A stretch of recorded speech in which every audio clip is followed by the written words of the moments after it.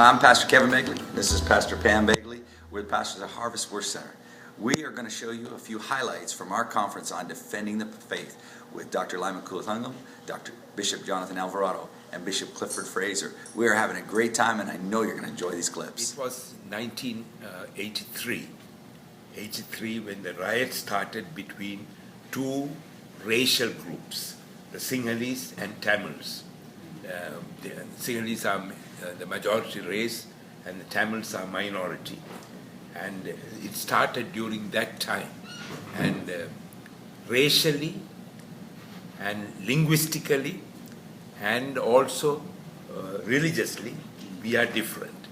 Sinhalese are Buddhist and they speak a different language. Tamils are Hindus and they speak a different language. And Christians are found in both these groups.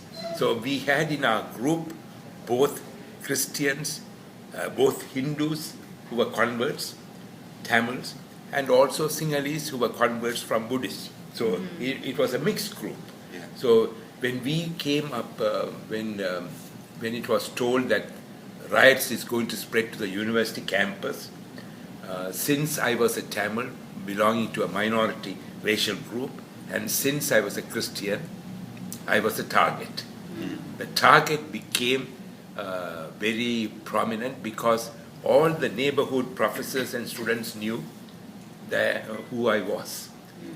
And I don't know how, but the professor of Buddhism came and warned me and said, look, they are going to attack your house, so be careful about it.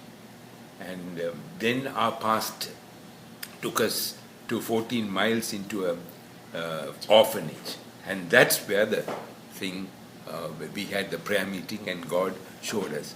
The uniqueness of that service was there was no prayer request because all of us knew that we don't have tomorrow. The problem is, so except for the young people, young orphans, we did not want to tell them about the seriousness of the situation. So we didn't even ask for prayer requests. We merely enjoyed the Lord. There was no, it was a service where we sort of highlighted God's faithfulness, God's greatness, and there was no, and worship and the word were beautifully sort of harmonized. Worship did not follow the word, or the word did not follow the worship. It was a beautiful combination of both worship and word. That type of an experience was rare. And so after the service, when the policeman came and asked, what did you do? And we said, we didn't do anything. We come in if you want to. This is what we are doing. And then later on we found from that convert, from the Buddhist monk who came and converted, we asked him, why did you come to church? He said, when I came in front, there was a burning sort of a sensation. He had a terrible, fiery sort of warm feeling. He was so scared and ran away. And the others said, there were some other people who had come later on and said, we came up to that point, there was a wall of fire. We could not go through that type of a thing. So we could not believe it, that God was so great. Wow. We could not believe it. But later on when we believed it, it happened. That's how it. We had not started the prayer service. We were just planning to have our regular prayer service at about 9 o'clock. Then the police officer came and said, you have to defend yourself. And he, being a Sinhalese police officer, a Buddhist person, he said, I cannot interfere in your thing. I cannot help you, but you try your best to defend yourself. Then the pastor called us, the people who were seniors there, and said, this is what is going to happen. So let's start a prayer service. And that's how it started.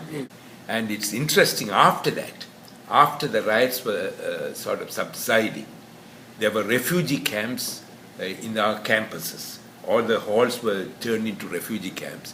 And there were many people who had been burnt houses and looted houses, and they were living in these refugee camps.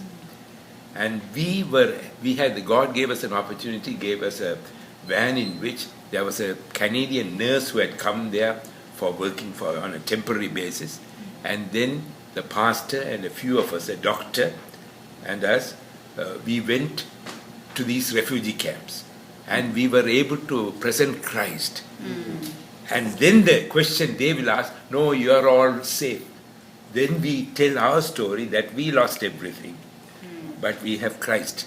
And that affected, and they were able to sort of listen to us because we had the same experience. God did not spare us. We lost everything, but in spite of it, God was glorified there. So that And was we're here with the Begleys. Don't want to have that tree in your face. And we're just having a wonderful evening of sharing during the Harvest Word Conference, Defending Your Faith Conference.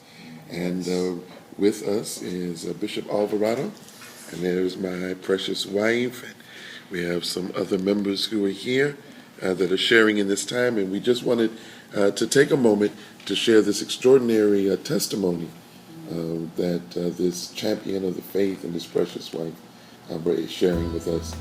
We hope that you have enjoyed this time.